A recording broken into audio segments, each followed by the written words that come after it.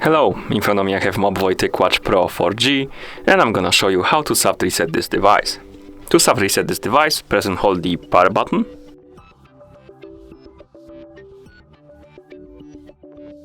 When this menu appears, tap on the restart option, and now wait until your watch is done rebooting.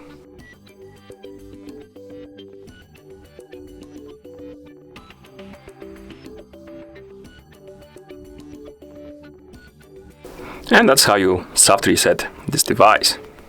Thank you for watching. If you found this video helpful, please consider subscribing to our channel and leaving the like on the video.